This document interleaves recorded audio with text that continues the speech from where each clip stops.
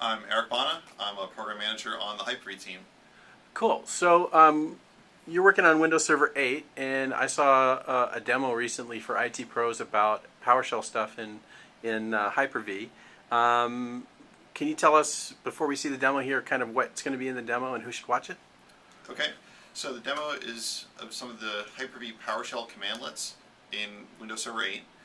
The people who would watch it are those that are managing Hyper-V or like to learn a little bit about how to manage Hyper-V. And it is helpful if you've seen PowerShell somewhere before, whether it's in person or in some other video. Cool. All right. Can you show us the demo? Let's do it. Great. Well, just to start off with a little bit of context, one of the big investment areas for the company in Windows Server 8 is in PowerShell. In previous release, in 2008 R2, we had about 200 commandlets in box. In Windows Server 8, we have over 2,000 commandlets in the box. There's been a lot of PowerShell work. And what I'm going to show you here are some of the commandlets that we've designed for managing Hyper-V, and also give you some background on the decisions that we made while designing them. So of those 2,000 or so, how many or so are Hyper-V? For Hyper-V, we've got quite a few. It's 162 commandlets that we have to do all variety of management. And now, on your screen here, what's that thing on the left? This here? Yeah. So we have two windows. This is Hyper-V Manager. Okay. This is the UI. Looks very similar to what we have in 2008 R2, so you may have already seen this. And then I have a PowerShell window here. Okay. And this is just to show you that as we make changes in the PowerShell window, those changes will be reflected here in Hyper-V Manager. So that's our real-time monitor. Okay. Yep, no games here.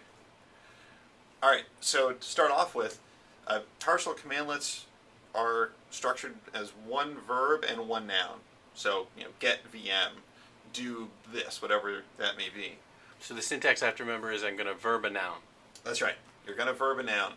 And there's a set of nouns that we want to reuse, that if you already know how to do things like manage a service, get a service, create a new service, restart a service, then you already know the commandlets for how to get a VM, create a new VM, and restart a VM. Cool. Similarly, if you know how to export to a CSV file or import from a CSV file, you already know how to export a virtual machine and how to import a virtual machine. Same verb. Same verb. Same verb for the same operation. And then if you know how to take a snapshot of a physical computer, creating a system restore point, you know how to create a snapshot of a virtual machine. Now, why is the verb called checkpoint instead of snapshot? That's a very good question. So it's called checkpoint because in PowerShell there's a set of verbs. PowerShell is its own language. So in PowerShell, the verb for creating a snapshot is called checkpoint. So if you learn this once, then in all the PowerShell commandlets that you use, whenever you want to create this point-in-time snapshot, you know the verb. It's always going to be checkpoint. Got it. So that's on the verb side. Then on the noun side, we tried to make it easily discoverable. And what I mean by that is, here's our list of nouns, and the thing to focus on are these three prefixes.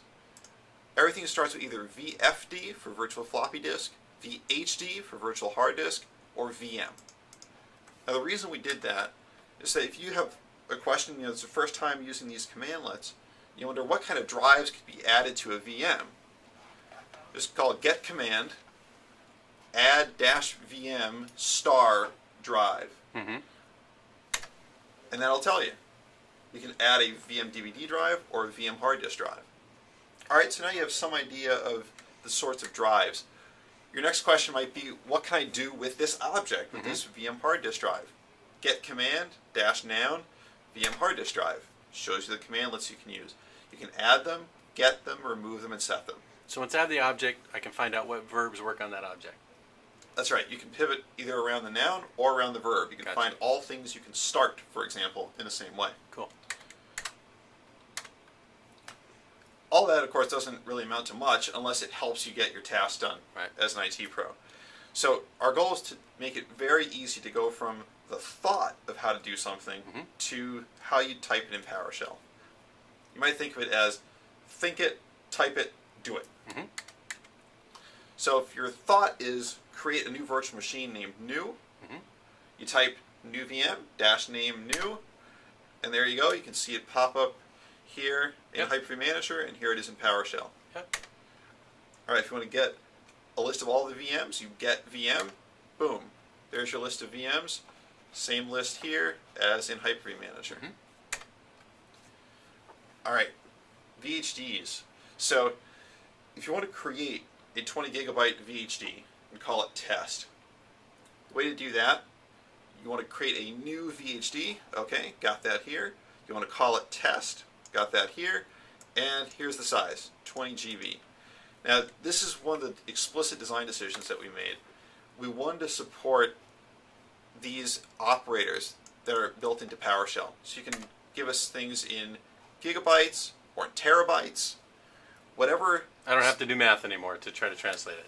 No, PowerShell will do the math for you, as it was. So it sounds a little odd, perhaps, if you see this and you think, who is it that will give us information in bytes? But it's so that you can use the built-in operators. Right. Gigabytes, terabytes, megabytes, PowerShell's got them built in. Mm-hmm. All right, a couple more simple tasks. Start a VM. Say you want to start all VMs whose name begins with web. Start VM, name web star. And you see we write progress up here at the top, Mm-hmm. and you see those VMs are running here in Hyper-V Manager.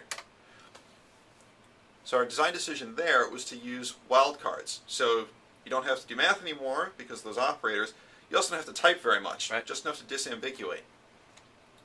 And then finally, if you want to connect the virtual network adapter on the new virtual machine to the PowerShell demo switch, connect VM network adapter, there's the name of the VM, there's the name of the switch. So we want to make it really simple to minimize that cognitive distance between how you think about it Mm-hmm. and how you actually do it.